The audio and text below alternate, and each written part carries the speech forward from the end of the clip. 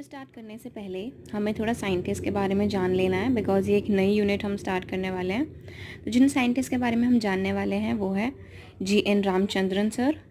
इनके बारे में आपको पहला पॉइंट ये जानना है कि इन्होंने किया था कन्फॉर्मेशनल एनालिसिस ऑफ बायोपॉलीमर्स।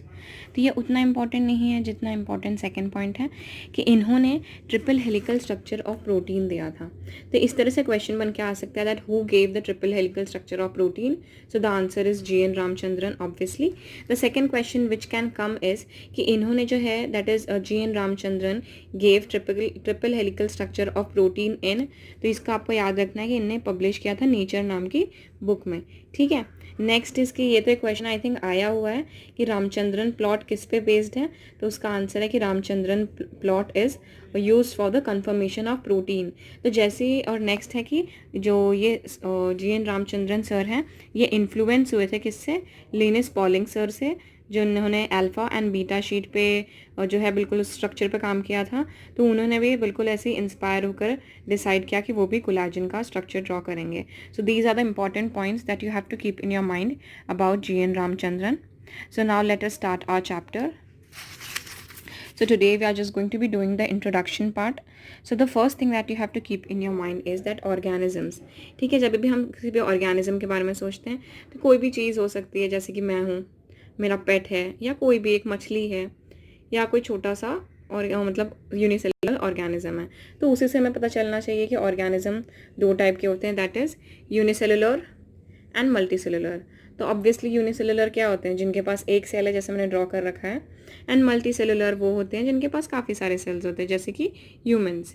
ठीक है, तो अब जो हम बात करने वाले हैं यूनिसेलुलर ऑर्गेनिज्म, ठीक है, उससे पहले स्टार्ट करेंगे and then we are going to be discussing about the multicellular organism as well. So the thing that you have to keep in your mind is unicellular organism are capable of independent existence. यानी कि ऐसा नहीं है कि हम multi cellular है तो हम भाई अपने सारे काम कर ले रहे हैं और कोई यूनिसेलुलर ऑर्गेनिज्म यूनिसेलुलर है इसलिए वो काम नहीं कर पा रहा है, ऐसा नहीं है. अगर कोई छोटा है उसका ये मतलब नहीं कि वो कमज़ोर है. अगर वो यूनिसेलुलर भी है यानी कि उसके पास एक सेल भी है तो भी वो अपना इंडिपेंडेंट एग्जिस्टेंस रखता है, which is very important that ये जो है अपना खुद का एग्जिस्टेंस रखता है. The second thing that you have to keep in your mind is it is able to perform all the essential function of life. तो आप उससे सोचेंगे कि what are the essential functions of life. तो उसका answer है जैसे कि हमारा न्यूट्रिशन, रिप्रोडक्शन, कोई भी metabolism, every aspect of life can be performed in the unicellular organism as well. तो इसलिए जो है इसको कम नहीं समझना है हमें, because it is able to perform all the functions which we are able to do as well. ठीक है, बट इससे जो एक बहुत इंपॉर्टेंट पॉइंट लिखे हैं यहाँ पर, ये जो है स्टेटमेंट क्वेश्चन में आ सकता है कि that is anything less than a complete cell does not ensure independent living. यानी कि मैंने बोला कि ठीक है भाई मेरे पास यूनिसेलुलर ऑर्गेनिज्म है, वो सारे फंक्शन कर ले रहा है, यानी कि metabolism, reproduction, nutrition, everything.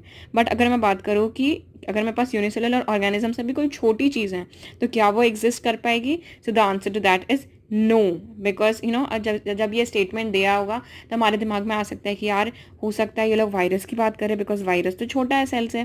But if you remember, if you have studied the second chapter very nicely, then you can recall कि उसमें लिखा था कि वायरस आर नीदर लिविंग और नॉन लिविंग. दैट्स वाई अगर आपको इंडिपेंडेंट लिविंग रखना, और दूसरा है कि वायरस जो क्या थे, ऑब्लिगेट पैरासाइट्स, यानी कि बिल्कुल वो पैरासाइट के बिना एग्जिस्ट नहीं कर सकते. ठीक है, होस्ट के बिना. So that thing you have to keep in your mind कि अगर सेल नहीं है तो इंडिपेंडेंट लिविंग भी नहीं है. अगर सेल है तभी इंश्योर होता है कि हमारे पास इंडिपेंडेंट लिविंग है. And hence cell is the fundamental structural and functional unit of all organism.